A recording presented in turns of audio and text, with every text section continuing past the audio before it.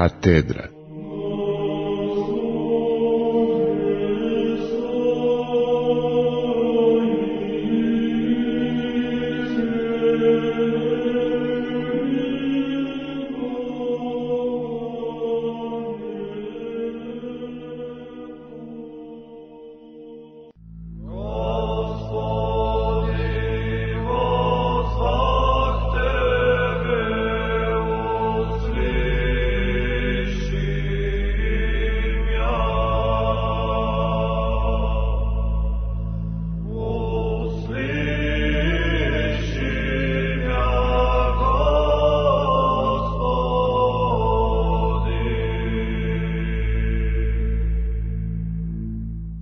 Pomaže Bog, poštovani slušaoci. U emisiji Katedra večeras ćete čuti predavanje jeromonaha Petra Dragojlovića, igumana Svetonikolajevskog manastira Vranjina na Skadarskom jezeru, na temu milosrđe, koje je održao u nedjelju 24. jula u manastiru Podmajine.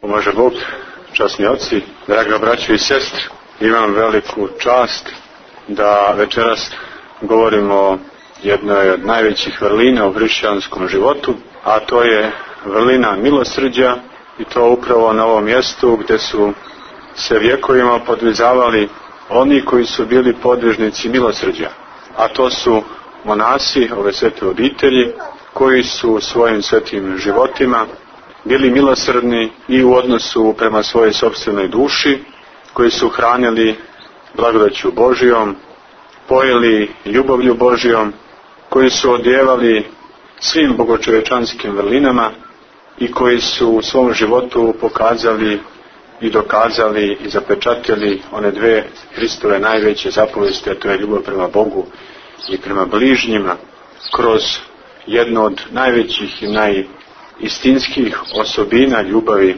a to je milosrđe. Svaka bogočovječanska vrlina je dar od Boga i svaka vrlina ima svoju vrijednost, svaka je potrebna i svaka je neophodna da bi čovjek postao cjelomudren i sve vrlinast, i kako bi postao savršen u onoj mjeri u kojoj je to Gospod zapovjedio ljudima, rekavši u Evanđelju: budite savršeni kao što je savršen Otac vaš nebeski. Nijedna vrlina u tom lancu vrlina nije suvišna i nepotrebna. I post, i molitva, i milosrđe, i smirenje, i ljubav, i blagost, i krotost, i trpljenje, i svaka druga evanđelska bogočovječanska vrlina ima svoju vječnu vrednost, ali je milosrđe jedna od onih vrlina o kojoj se može reći da je najstarija, ako se to tako uopšte može reći, u lancu svih tih vrlina koje se kao posebni plodovi i darovi neba daruju ljudima u crkvi Božjoj. I upravo je milosrđe taj pečat, svojevrsni pečat ljubavi Božje. Bez tog pečata mi nećemo biti prepoznati u očima Gospodnjim onaj dan strašnog suda kao njegove sluge. Jer je milosrđe najunutarnija osobina onoliko koliko nam se Bog može otkriti i koliko nam se otkrio kao ljubav. Iz preobilja ljubavi je stvorio sve što vidimo, i vidljive i nevidljive svetove, i zemlju i nebo, i anđele i ljude, i stvorenja, a iz prevelikog milosrđa svoga on se nije zgadio na ljudski rod koji je pao poslije grijeha, nije se zgadio ni na Adama, ni na Evu, ni na njihovo potomstvo, nego se obukao u tijelo, jedino iz tog milosrđa postao čovjek, bio rođen od djeve, bio razapet na krstu, vaskrsao iz mrtvih i vaznao se na kraju na nebo i sjeo sa desne strane Boga i Oca. I doći će opet da sudi zakonom ljubavi i zakonom milosrđa i živima u onom trenutku koji se bude našli na zemlji, i onima mrtvima koji će jednom svojom zapovješću vaskrsnuti i postaviti u okolinu Jerusalima, u onaj sveti grad, u Josafatu dolinu, tamo svete zemlji, gdje po predanju bit će strašni sud Božji. A i sud je riječ grčkoga porekla koja u suštini nosi dublje značenje, znači kriza. To je suočavanje sa Bogom, sa svojom savješću, jedni sa drugima. To bukvalno znači suočavanje sa onim problemom koji u tom trenutku više ne može biti mimoiđen.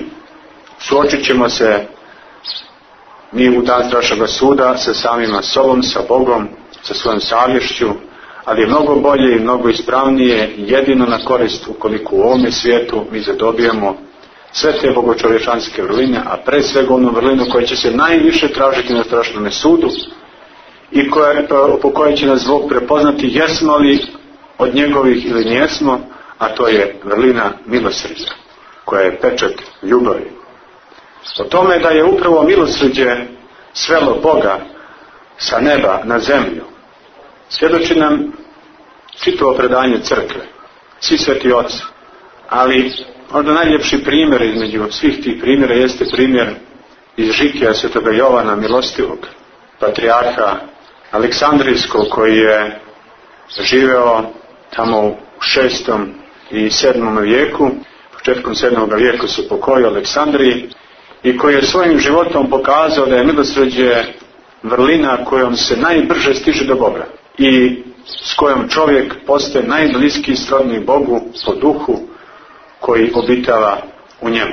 Kaže jednom prilikom, pošto je sveti Jovan Milostiv bio rodom sa Kipra, dok je još bio dijete sa 15 godina, usnuo je čudan san. U snu mu se javila jedna prelijepa djevojka obučena u zlatne haljine sa maslinovim vijencem oko glave.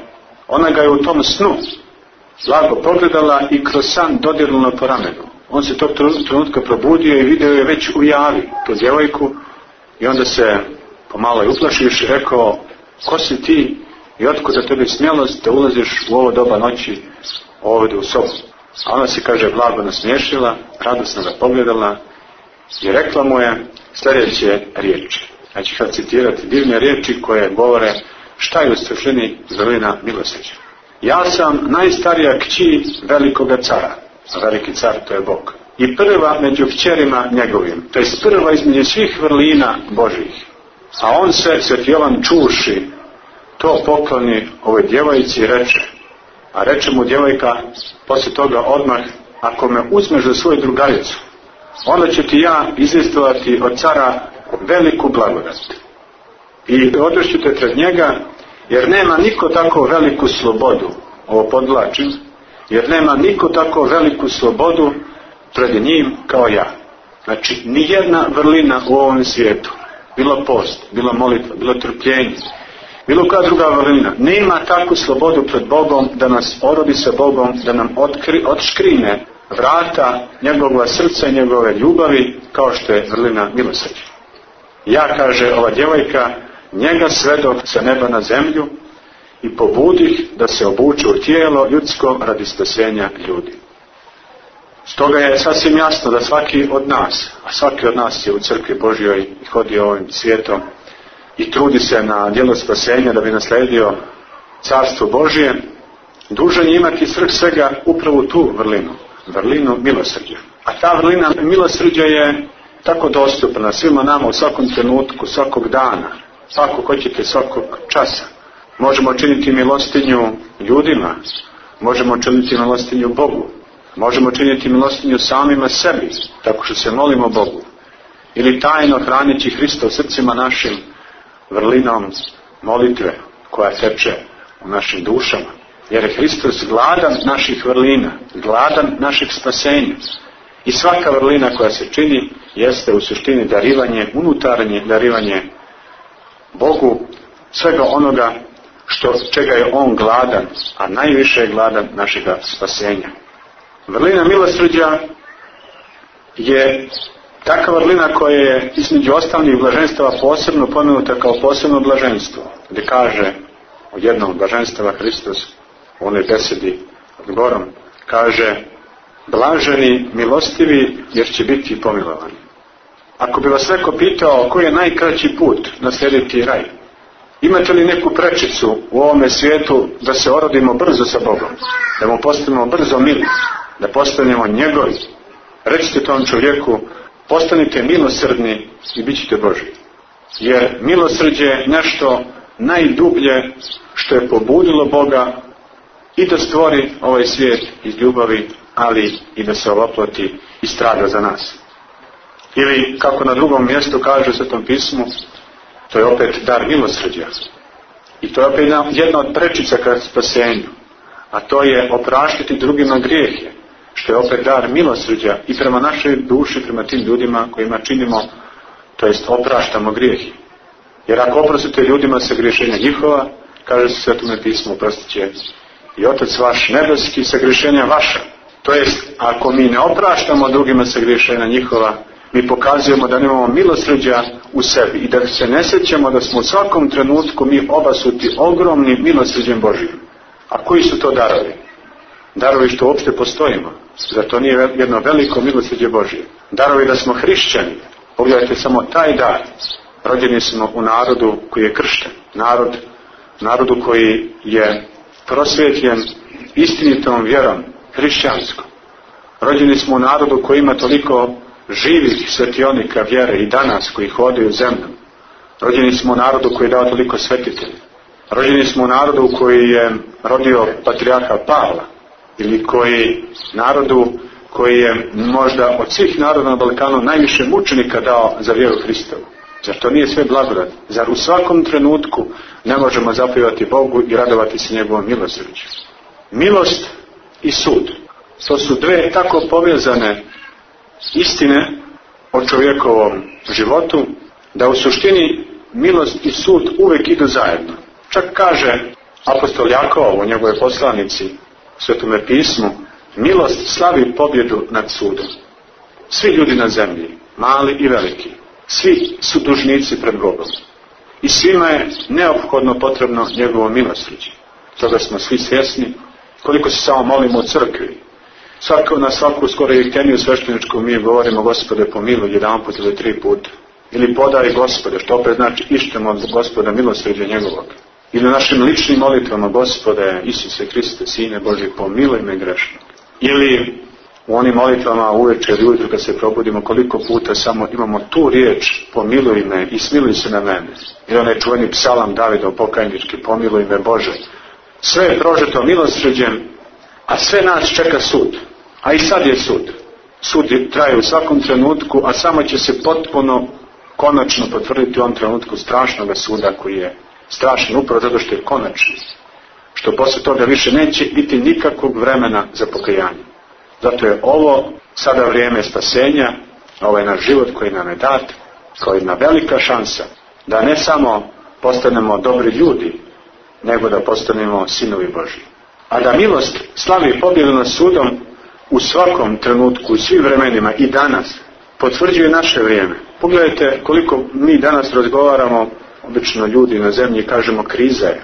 Ne govorimo samo o krizi ekonomskoj, to je jedna od sporednih kriza, nego pre svega krizi duhovnoj. A upravo nam je dat lijek tu odmah pored nas koji se zove milosrđe. U svakom trenutku, prema svakom čovjeku, prema Bogu i prema sebi samima. Ima toliko primjera u istoriji crkve gdje se tako jasno pokazalo koliko je važno milosrđe i koliko ono brzo slavi pobjedu nad sudom. A svi smo mi, ako hoćemo biti iskreni pred Bogom, veliki dužnici i svi, ako nam Bog bude samo sudio po našim djelima, svi mi, nijedan od nas neće naslediti raj. Znači, jedino naše spasenje je u trudu da zadobijemo milosrđe kako bismo milošću Božijom i mi bili pomilovani. Jer je rečeno blaženi milostivi jer će biti pomilovani. Jedan od najljepših primjera u istoriji koji sam pročitao jeste priča o staru Trajanu. Uvijek je povezujem sa tim riječima jer milost slavi pobjedu nad sudom. Koliko je milosrđe važno i koliko ono brzo pomaže čovjeku čak i u onome svijetu. Čak i neznabošcima. Čak i Trajanu, rimskome caru koji je bio i nekršten, koji je živio u 1. i 2. vijeku posle rođenja Hristovog, rođen negdje oko 53. godine, oko 117. godine je umro i koji je čak po nekim istoričarima i gonio hrišćane, ne znajući da su oni propovjednici istinite. No car Trajan ima i nekih osobina zbog koga je Bog ipak pogledao na njega. Ovo je jedna od najčudnijih priča koja je ikada ispričana u istoriji. Naime, jedan rimski papa koji je živio daleko posle toga u 7. i 6. i 7. vijeku, koji se zvao Sveti Grigorije Bogoslov, koji je napisao sačinio liturgiju predosvećenih darova, koju mi služimo za vreme časnog posta srijedom i petkom, hoda je jednom prilikom Rimom i divio se mnogim građevinama u tom gradu, pitavši svoga đakona ko je sagradio ovu građevinu. A on mu je rekao, to je bio rimski car Trajan. A Grigorije Dvojeslov, milosrdan papa rimski, sveti čovjek, koji je toliko milosrdan bio da kaže istorija crkve o njemu da je imao specijalne ogromne fondove za ništa, za sirotinju, za uboge, za kljaste, za slijepe, koji je sam dovodio beskućnike sa ulica i ugošćavao ih i lično ih kuvao i lično ih služio u svome papskome dvoru. Takav je bio sveti Grigorije Dvojeslov, ili sveti Grigorije prvi ili veliki, kako ga još nazivaju. I đak, kad je čuo da je to radio car Trajan, on je pitao đakona, a beše li ona car Trajan gonio hrišćane? A đakon mu reče da, sveti vladiko, on je bio gonitelj hrišćana. Posle toga je toliko bilo žao svetom Grigoriju Dvojeslovu, tog cara rimskoga, jer je znao ukoliko je gonio hrišćane nije bio ni kršten, da je završio u adu. A čovjek hrišćan ne može lako da podnese da bilo ko pati, pa čak i oni koji su gonili hrišćane. I onda je dugo šetao Rimom, u jednom trenutku rekao svom đakonu, znaš li ti uopšte iz istorije da je on učinio bilo koje dobro djelo?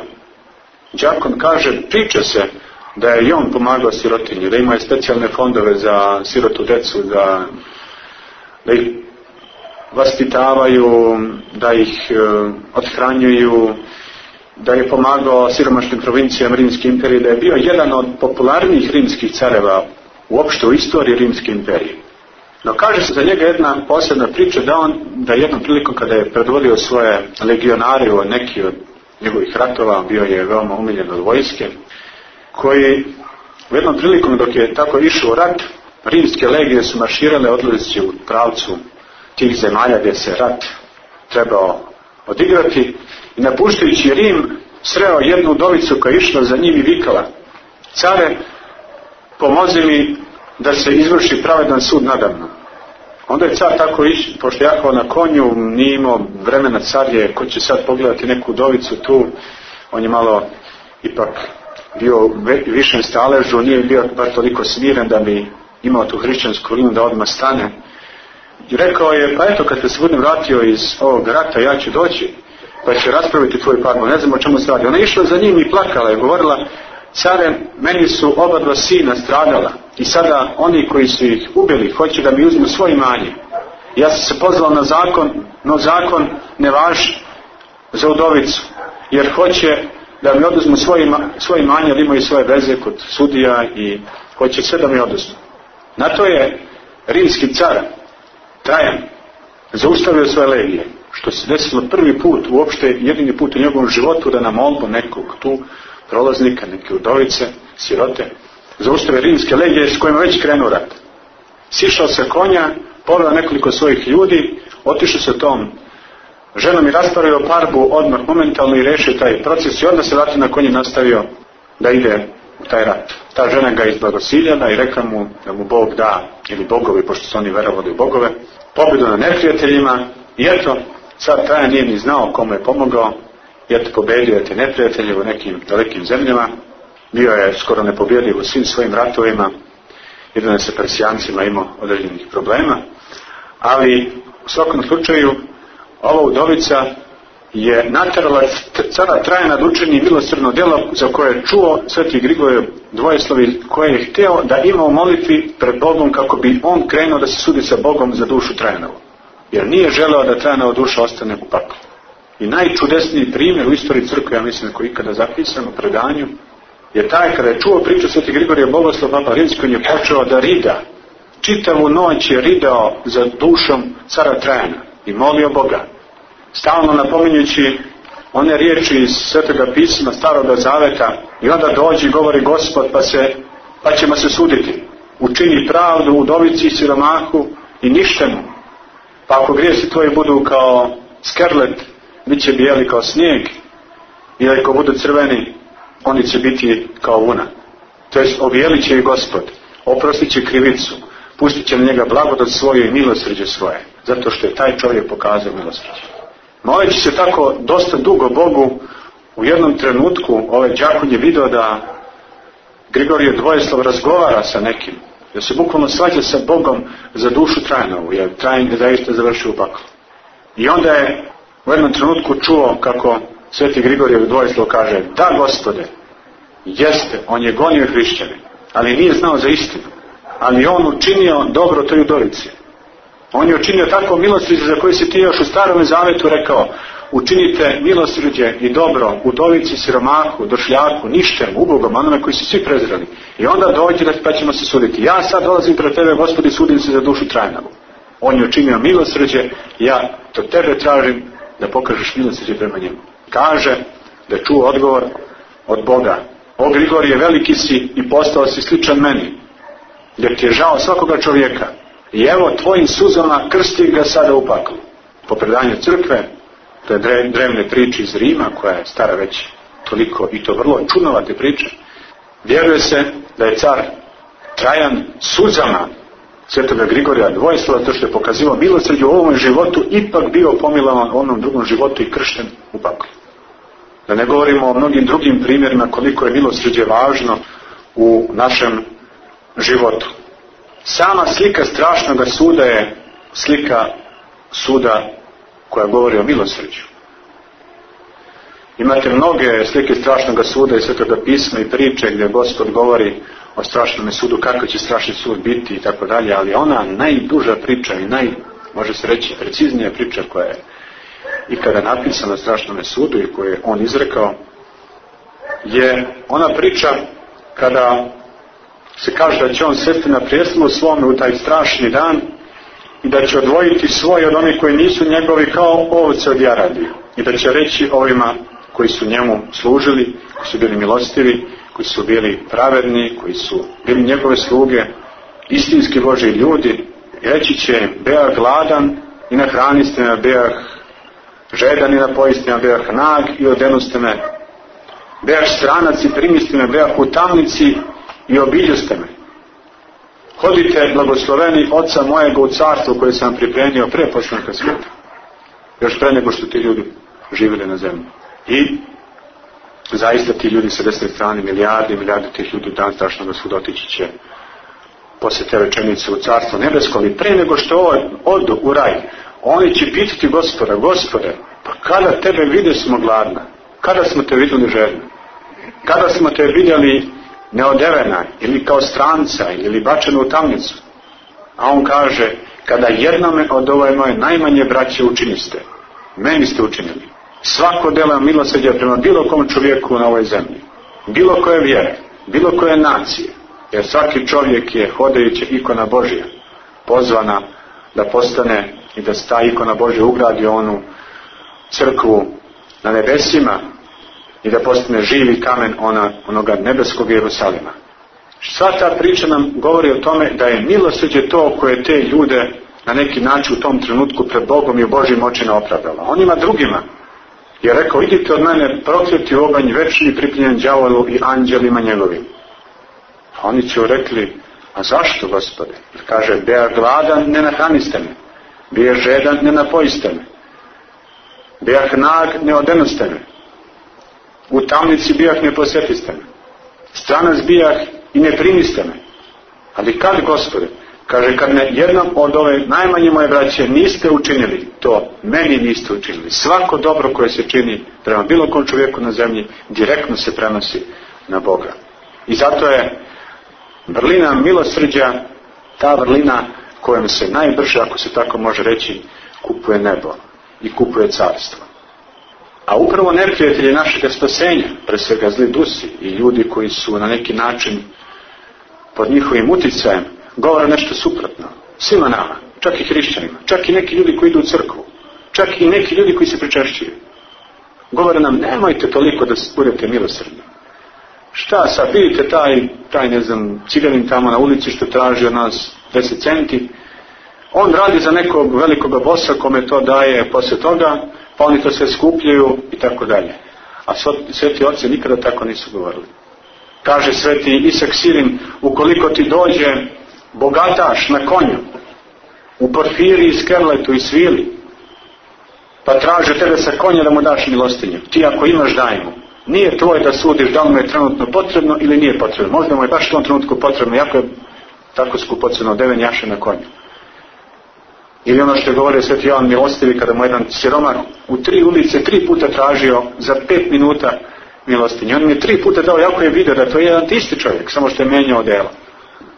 I onda mu je đakon rekao svetom Jovanu Milostivu, pa sveti vladiko, vidiš li da to je jedan isti čovjek? Zbog čega mu daješ? On je malo pretražio, pa promenio djelo, evo sad opet 3. put uzima novac od nas. A sveti Jovan Milostivi, koji je poznat po toj vrlini milostinja, kaže, pozvani smo u svakom trenutku činiti dobro i nije na meni da sudim da li je njemu potrebno ili nije potrebno. Možda me i sam Gospod provjerava da li sam ja njegov ili nisam. I na taj način u svakom trenutku mi imamo one trgovce iz Svetoga pisma, iz Evanđelja koji su opisani. Kaže, idite kod trgovaca pa kupite od njih ulja za svetiljke koje vam se gase. Za one ljude koji nemaju dovoljno blagodati Božje, nemaju ljubavi, nemaju milosrđa, nemaju smirenosti. Nemaju te sve sile koja u suštini potrebna čovjeku da postane sličan Bogu, da se ne postidi onda kada ga bude vidio u dan strašnog suda. Ili kako kaže sveti Jovan Zlatosti, to su moji plemići, to je moja gospoda. Ti ništi, prezreni, hromi, kljasti, gluvi, slepi, gubari. Oni su moja najveća gospoda i moji najveći prijatelji, jer oni mi direktno obezbeđuju carstvo. Oni su ti trgovci od kojih mi kupujemo jeleja, to je blagodati Božije, i dobijamo preko njih i dajemo zajam, kaže, kod siromahu daje Bogu pozajmljuje, jer preko siromaha pozajmljuje živome istinitome Bogu. Međutim, dosta puta se postavlja pitanje kakva mjera milostinje treba biti. Koliko dati? Je li milostinja samo to koliko mi damo nekome, čisto da ga skinemo s vrata? Da nam tu nešto, dok smo otvorili bočno staklo na našem automobilu, neki cigani na raskrsnici mnogo ne galami na naše uvo, ili da ga što pre ne vidimo, možda je i sa prljave i tako dalje, ili je to zbog nečeg drugoga. Sveti oci govore o tome veoma precizno. Ukoliko imaš, uvek si pozvan da daš. Čak i ako ti neko nekoliko puta traži. Čak ne to, ukoliko imaš, ti si dužan sam da se raspitaš ko nema, pa da ideš da mu pošalješ, ako on ne može sam da dođe kod tebe, ti da mu pošalješ milostinju. A ako nemaš, ti onda nema ni dati, jer Bog to tebe i ne traži. Ko nema, zaista to potvrđuje ne samo sveti Isak Sirin, nego i svi oci crkve. Sjećam se jedne pouke Varsanufija velikog u njegove knjizi o Avi Varsanufija, Avi Jovanu, gdje on kaže jednom od svojih učenika da ukoliko nemaš milostinju dati, nije nikakav grijeh reći tom čovjeku, prosti brat ili prosti sestru, ja nemam. I Bog vidi da ti nemaš, neće ti uzeti nikako, ali ako imaš, onda si dužan dati. Još nas na jedno upućuju, pred svega, sjećam se pouke Svetog Isaka Sirina po tom pitanju, kada su ga pitali šta dati ukoliko imamo samo za sebe. Ukoliko vidiš da imaš samo za sebe, za svoju porodicu, trebaš neko, ipak su mi ljudi odgovorni pa imamo samo za svoju porodicu, neko samo za svoj manastir ili tako dalje. I vidiš da ako bi ti dao to što ti on traži, ti bi onda sam oskudjevao i rastužio bi se, i rastužila bi se tvoja porodica, tvoja braća, onda mu nemoj dati. Jer jednostavno nemaš ni za svoje osnovne potrebe. Ali ukoliko zaista imaš, to se pre svega odnosi na one ljudi koji su malo imućni, oni su pozivani u svakom trenutku činiti dobro. Sve ti ljudi idu daleko iznad toga. Oni čak daju onda, kad zaista nemaju ni za sebe, čak je bilo primjera koji nisu imali ni za svoj manastir dovoljno, ni za svoju porodicu dovoljno, pa su opet davali, ali im je Bog zbog njihove ljubavi vraćao stostruko. Pa su od najvećih siromaha i najsiromašnijih manastira ili porodice postajali preko noći najbogatiji manastiri i najbogatije porodice. Jedna od najljepših priča u Evanđelju O milosrđu sigurno je priča o milostivom Samarjaninu i nju ne smemo preskočiti ovo večer. To je priča o svima nama. Jer svaki čovjek na ovoj zemlji je u suštini onaj čovjek koji leži pored puta i koji je na putu od Jerusalima ka Jerihonu uhvaćen od razbojnika, prebijen, kome je skinuta odjeća i koji sav izranavljen i polumrtav leži pored puta. I dođe sveštenik i pogleda ga i ode, dođe levit i pogleda ga i ode, a dođe neki Samarjanin, to je sami Bog u najdubljem prevodu te priče, najdubljem tumačenju, ali namjerno uzima to prezirano ime Samarjanin, jer su Samarjani bili prezirani od Judeja. Smatrali su to neki Jevreji koji su prešli na nezaboštvo, koji se klanjali idolima. Bilo je toga u Samariji. I bilo je Jevreja u Samariji koji su služili istinitom Bogu u isto vreme, ali su kadili i Vaalu i nekim drugim bogovima. Ali ne slučajno Bog uzima ime Samarjan, jer ona je ime za sve grešnike. Grijeh je naše uze nase. I ne slučajno bira svoje učenike iz Galileje, iz te prezrene samarijske zemlje, najneznatnije ribare koji su imali čisto srce i koji su bili spremni da prihvate Gospoda, zato što su bili jednostavni i smireni. Milostivi Samarjanin je znači sam Gospod, a svi mi smo na putu od Jerusalima ka Jerihonu. To jest, svi mi smo nekada bili u carstvu, to jest naši praroditelji, preko njih mi smo na neki način bili nasljednici carstva, to jest bili smo u raju, ali zbog izgnanja Adama i Eve svi njihovi potomci nisu vidjeli raj, niti su ga okusili. I oni se nalaze od puta iz raja ka zemlji plača, a to je zemlja to jest Jerihon, jer Jerihon je simbol ove prolaznosti i ove zemlje u kojoj mi sada živimo. I dođe milostivi Samarjanin i prvo što je učinio tom čovjeku je sljedeće. On kad kaže odenu, zali mu rane sa uljem i sa vinom koji su simboli milosti i istine, to jest milosrđa. Postavi ga na svoje kljuse, to jest na svoje tijelo. Jer kljuse podrazumeva simbolički tijelo ljudsko. I odve ga u gostionicu, to jest u crkvu, i dade gostioničaru zapovijest da se brine o njemu. To jest gostioničar, to je episkop ili sveštenik ili svi sveštenoslужitelji, svi oni koji su u crkvi i koji pomažu drugima. I kaže, evo ti još 2 zlatnika, pa što nedostane, ja ću ti platiti onaj dan, kada ponovo bude došao, to je u dan strašnog suda. Ta 2 zlatnika, to su u suštini Stari Novi Zavjet, simbolički predskazani, ili neko od tumača Svetoga pisma govori da su to 2 prirode Hristove, božanska i čovječanska, koje su date u punoći u bogočovječanskoj ličnosti Gospoda Hrista radi našega spasenja. A čitava priča o Samarjaninu u suštini govori, jeste odgovor na ono jedno čudno pitanje jednog od jevrejskih kušača, mogu bih reći, koji je kušao Hrista nekim raznim pitanjima, misleći da će od njega i dobiti neki odgovor, zato će biti osuđen sam Hristos. Pitavši ga šta treba da čini da nasledim život vječni, a Hristos mu odgovara da li on produžava je taj jevrejski farisej i licemer priču, rekavši da li je to ono poštuje Boga svoga svim srcem svojim, svim umom svojom i bližnjega svoga kao samoga sebe, to jest kako učiš, kako si čitao. On je to dobro zapamtio, rekao Hristu. Te zapovesti iz Staroga Zaveta koje su bile malo skrajnute, a više su stavljene na neke druge. Skrajnute od samih Jevreja, ali ne od Boga. I Hristos mu kaže, eto, dobro si pročitao, sad još to razumi, to jest živi tako. Tako živi i tako ćeš naslediti carstvo. A onda da bi opravdao sebe, jer su Jevreji smatrali da su oni nešto iznad, kao što nažalost mnogi ljudi danas smatraju da su nešto posebno iznad drugih ljudi. On je rekao, a ko je bližnji moj? To jest, kome sam ja dužan da pomognem? Imate ljudi danas koji kažu, mi smo Srbi, mi smo pravoslavni hrišćani, mi treba da pomažemo, ali nemojte da pomažemo, Hrvatima. Oni su nas ubili u vreme ubijali u Drugom svjetskom ratu. Svaki Hrvat je već automatski što je Hrvat negativan. I njemu ne treba pomoći. Bez obzira ako je negdje pored puta i traže da vas milostinju, on je Hrvat, možda njegov deda ili njegov otac ili njegov prađed ubijao Srbe. Imaćete takvih ljudi, mi ćete takvog sklopa razmišljanja. Ili primjera radi, to je Albanac. Znamo šta se desilo na Kosovu, kako su zločini učinjeni, ne samo na Kosovu, nego i kroz čitavu našu istoriju, na Kosovu, Severnu Albaniju, Makedoniji, strane mnogih Albanaca. Ali svaki čovjek je original, i svaki čovjek je neponovljiv, i svaki čovjek je ikona Božja. I svaki čovjek u svakom trenutku zaslužuje naše milosrđe. Ako zaista on ište milosrđe od nas. Čak i ako ne ište, mi smo dužni da se molimo za njega.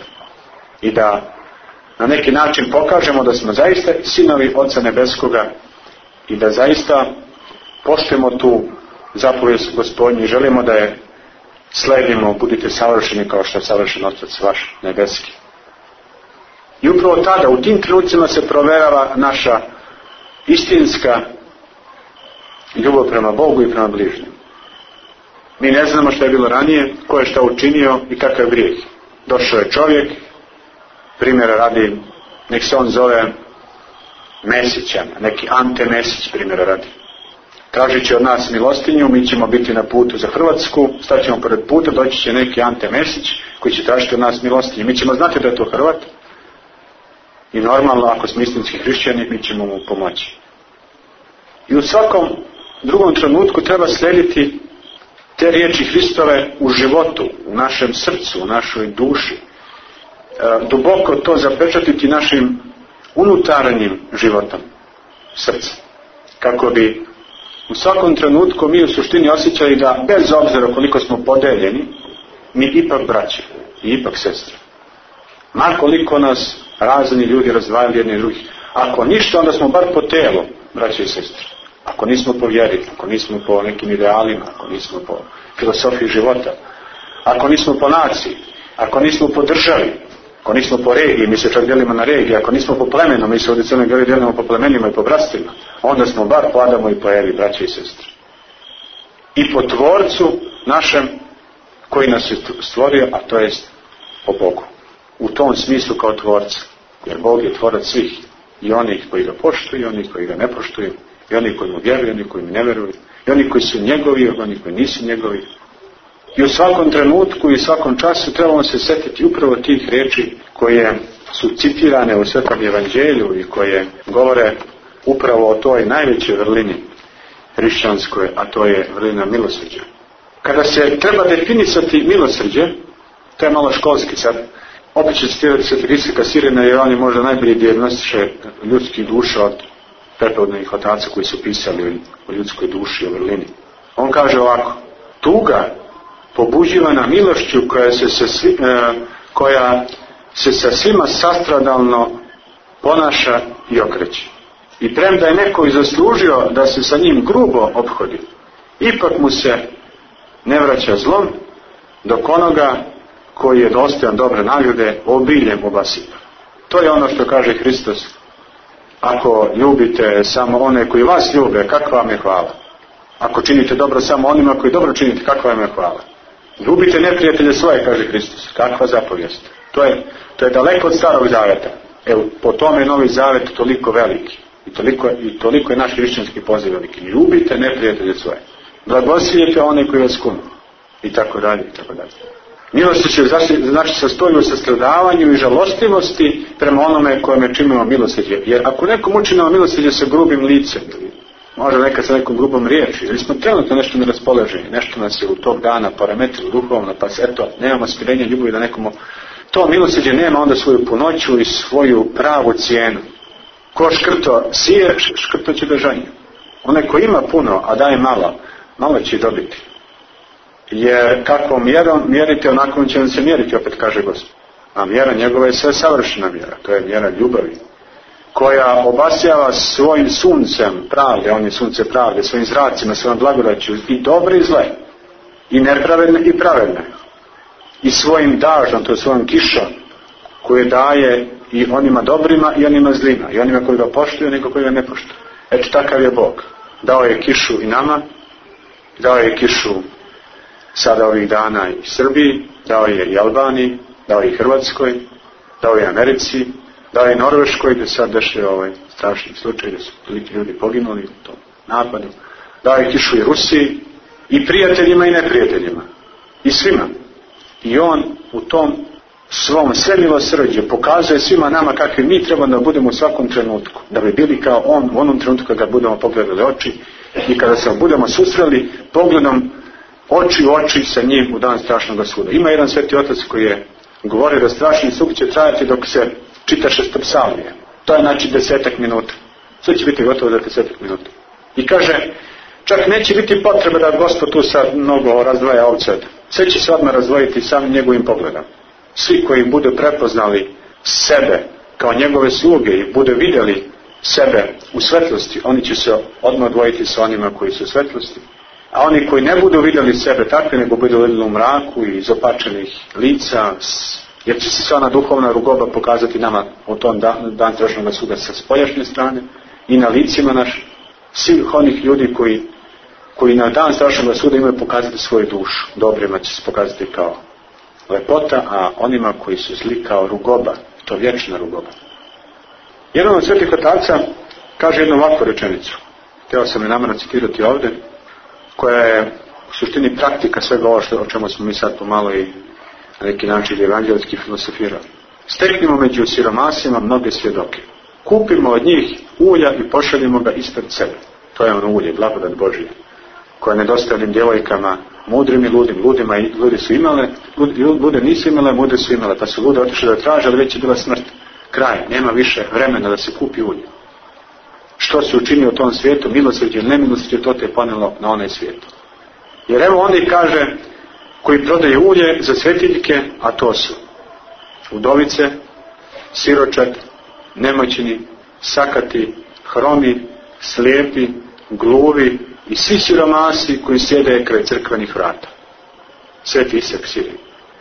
Njih privučemo na svoju stranu i oni će primorati i pomiriti sudiju sa nama. Ne bukvalno primorati, jer se Bog ne može primorati, ali svojom ljubavlju skoro da će ga primorati. To jest, svojim milosrđem koji smo pokazali prema njima, a oni su ti kneževi pred očima Božjim, oni će reći za nas u dan strašnog suda, evo to su ti ljudi koji su nama pomogli u ovome svijetu, učini ti njima milost. Međutim, nedosta puta se dešava da mi bežimo od milosrđa. Mi činimo milosrđe onda kad već nađemo nekoga. Bano je neko naša vrata i traži, primjera radi, koru hleba. Ili da mu damo nešto para, ili da mu damo nešto od garderobe. I šta je tu? Je sad da se ne obrukamo možda pre nekim komšinicom koja je tu ili komšijom u kući s kojima pijemo kafu. Ili prosto da sad ne bi tu se dirala galama, mi to mrzovoljno damo tom čovjeku. Kaže, evo ti malo ulja ili neki garderobe, evo ti nešto para, ajde, gubi se. A sveti Isak Sirin kaže jednoj pouci. Znači to je ono što je evanđelski.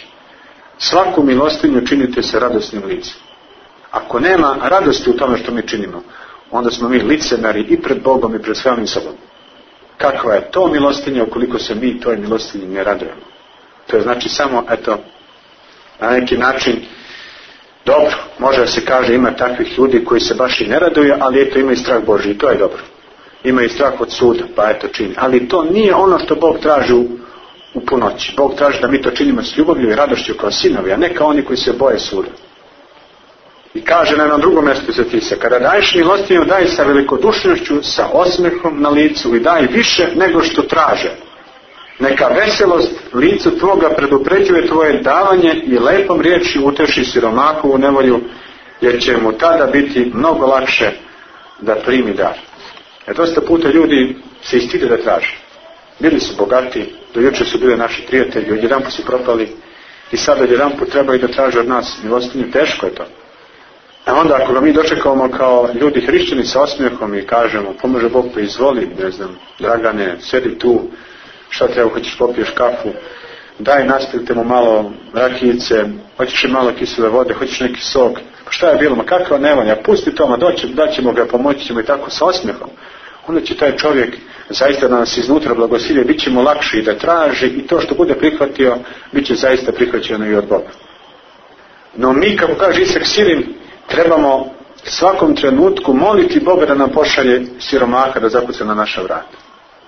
I ako on dođe, mi trebamo odmah zablagodariti Bogu zašto nam je dao šansu da i mi učestvujemo u tom velikom delu milosrđa koje jeste delo spasenja i tog čovjeka komu pomažemo i samima nama i našoj duši.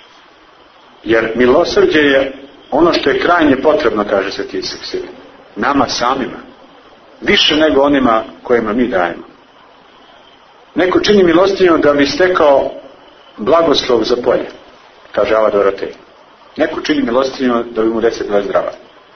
Neko čini milostinju da bi mu uspeh u poslu. Neko čini milostinju da mu ne bi propao brod na moru kada krene na neko veliko putovanje.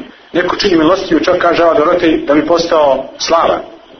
I svima njima Bog ispunjava želje. Ovom daje zdravlje deci, ovom daje da mu brod ne nastrada na moru, ovom daje čak slavu, postaje slava na ovom svijetu. A kaže, svi su oni primili svoju nagradu ovdje na zemlji, ništa nisu ostavili za gore.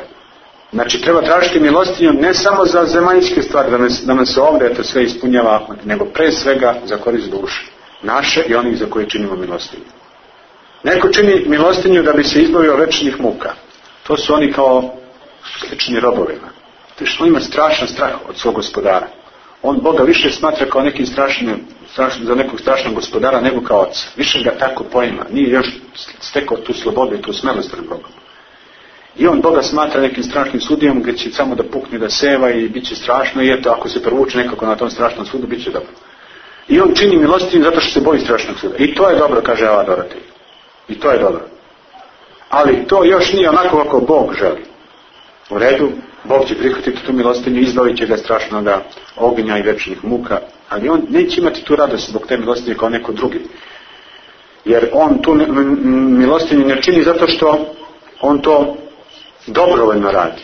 Iz najbolje svoje volje, nego zato što je to iz straha. Da mu Bog ne bude sudio u dan strašnog suda. Ili neko čini milostinju da dobije nagradu, da bi dobio sad neku posebnu nagradu tamo, posebna, a da kažem, obitavališta na nebu i tako dalje. Ili da bi dobio nagradu na zemlji, je to neka zemaljske stvari. I to je milostinja koju na kraju krajeva Bog ipak prihvati. Ali to nije opet ono zbog čega Bog zaista želi da mi činimo milostinju. Jer ako neko čini kao rob bilo šta, on se pokazuje da još nije stekao tu vrlinu, tu slobodu, da se unutar sebe već osjeća sinom i da ga Bog gleda tim očima kao sina, više gleda kao roba i kao slugu. Ako činimo dobro samo radi samoga dobra, tada smo mi u duhovnom nastrojenju sina. Jer sin ne čini volju, kaže Sveti Isak Sirin, Sveti Ava Dorotej, ne čini volju Oca Nebeskoga iz straha. Ili kao onaj ko želi da od njega dobije nekakvu nagradu. Nego jedino želeći da mu usluži, da mu ukaže čast i da ga uspokoji. Da ga uspokoji, kako duboka reč, da uspokoji Boga i da uspokoji tog siromaha kome pomaže preko. To jest, nije Bog nespokojan u smislu da on sad ima neki nemir u sebi, nego prosto u onom duhovnom smislu, najdubljem smislu, da mi nahranimo Hrista u našem srcu. Smirenjem, molitvom i ljubavlju, jer on tu stalno vapi na vratima našega srca i traže, kuca na njega kao posljednji siromah i Samarijanin i kaže otvorite mi. A kako da mu otvorimo osim vrlinom, osim milosrđem, osim ljubavlju, osim smirenjem, osim krotošću, osim blagošću i svim ostalim vrlinama i post i molitva i sve tako, ali pre svega ljubavlju i milosrđem. Tako i mi treba da činimo milostinju, kaže Ava Dorotej, radi samoga dobra, sastradavajući jedan sa drugima kao vlastitim udovima, uslužujući jedni druge kao vlastite udove i naslađujući se ubeđenjem da se nama čini usluga time što činimo milostinju i dajemo je, sa ubeđenjem da time sami dobijamo više nego što su dobili oni kojima smo učinili milostinju. Jer smo mi tu mnogo više, mnogo veći dobitnici. I zato je svaki prosjak koji nas sretne na ulici, bio on, ne znam, ciganin ili brat Srbin naše pravoslavne vjere ili ne znam, neko drugi, bilo koji čovjek, to je jedan veliki dar. I tu nema razlike. Svi su tu bližnji po onoj priči iz Evanđelja. Svaki je tu pozvan da mu se učini dobro. I prema svakom od njih mi trebamo pokazati da smo istinski hrišćani, a ne samo po imenu i po našim svetim precima. To je ta istinska milostinja koja se čini sa razumom i tako se nalazimo, jedino tako se nalazimo u nastrojenju sina, to jest onoga koji čini milostinju, jedino zato što voli Boga, voli ljude i što živi takvim duhom da ne može nikoga da mrzi. To je ona istinska prava milostinja, jer je Bog takav i On želi da mi budemo takvi. On ne zna da mrzi, ne umije da mrzi i nikada nikoga ne mrzi. On i one koji njega mrze obasipa dobrima i obasipa će ih kroz vjekova dobrima, čak i poslije strašnog suda. Ali to dobro koje oni budu dobili od Boga, oni neće osjećati kao dobro, jer nisu naučili da vole i da uzvrate dobrom na dobro. I to će biti njihov pakao, ali to je njihov izbor i tih ljudi koji ne žele da žive u duhu ljubavi i duhu milosrđa. I zato je najveća od svih vrlina upravo ta vrlina ljubavi i milosrđa. To su dva imena jedne iste suštine koja je Bog.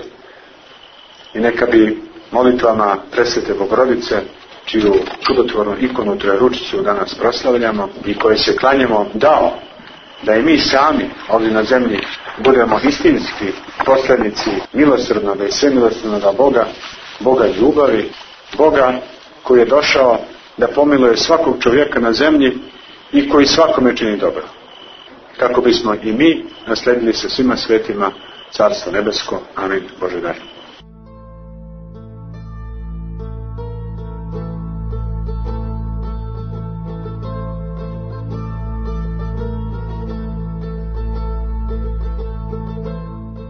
U emisiji Katedra čuli ste predavanje jeromonaha Petra Dragojlovića, igumana Svetonikolajevskog manastira Vranjina na Skadarskom jezeru na temu milosrđe, koje je održao u nedjelju 24. jula u manastiru Podmajine.